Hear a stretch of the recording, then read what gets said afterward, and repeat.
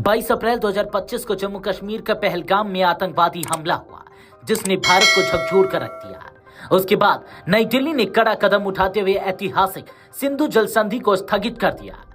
ठीक एक महीने बाद पाकिस्तान की यूनिवर्सिटी में आयोजित कार्यक्रम में पाकिस्तानी सेना की प्रवक्ता और DG ISPR lieutenant general Ahmed Sharif Chaudhry ने उसी मुद्दे को हवा देते हुए कहा, अगर आप हमारा पानी रोकेंगे तो हम आपकी सांसें रोक देंगे। उनका यह भाषण न सिर्फ सख्ती थी, बल्कि कुख्यात आतंकवादी हाफिज सईद के पुराने बयान की हूबहू प्रतिलिपि ठहराई गई है।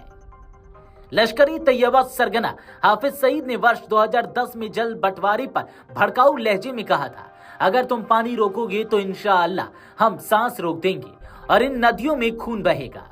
सोशल मीडिया यूजर्स ने दोनों वीडियो क्लिप एक साथ चलाकर दिखाया कि कथन, वाक्य, विन्यास और लहजा तक लगभग समान है। इसने भारत के उस आरोप को और बल दिया कि पाकिस्तानी सेना तथा आतंकी नेटवर्क एक ही मंच से निर्देशित हो रहे हैं। 19 सितंबर 1960 को कराची में हस्ताक्षरित सिंधु जल संधि 6 नदियों के जल बंटवारे का कानूनी ढांचा है। हमले के बाद भारत ने संधि की समीक्षा करते हुए पाकिस्तान के हिस्से के पानी पर नियंत्रण के तकनीकी विकल्प तलाशने का फैसला लिया।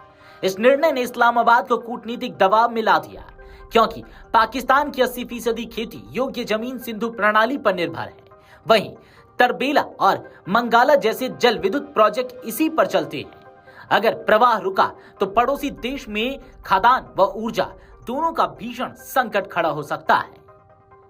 पाकिस्तानी जनरल का बयान क्यों गंभीर माना जा रहा है, चलिए आपको 3 बिंदुओं में समझाते हैं। पहला, सेना का आधिकारिक मंच। लेफ्टिनेंट जनरल अहमद शरीफ पाक सेना की आवाज माने जाने वाली ISPR की प्रमुख है। उनका धमकी भरा बयान किसी राजनीतिक बयान से कहीं अधिक आधिकारिक और नीतिगत संकेत देता है। दूसरा, प्रॉक्सी आतंकी नैरेटिव की स्वीकृति। उसी शब्दावली का इस्तेमाल दर्शाता है कि सेना और आतंकी नेतृत्व में वैचारिक दूरी नाम मात्र की है। तीसरा, जल कूटनीति का सैन्यीकरण।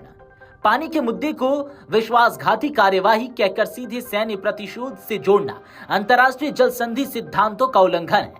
विदेश मंत्रालय के सूत्रों के अनुसार नई दिल्ली ने इस बयान को खुलेआम आतंकवादी भाषा अपनाने वाला विवरण बताते हुए संयुक्त राष्ट्र और विश्व बैंक, जो कि 1960 की संधि का गारंटर है, को डोजियर सौंपने की प्रक्रिया शुरू कर दी है।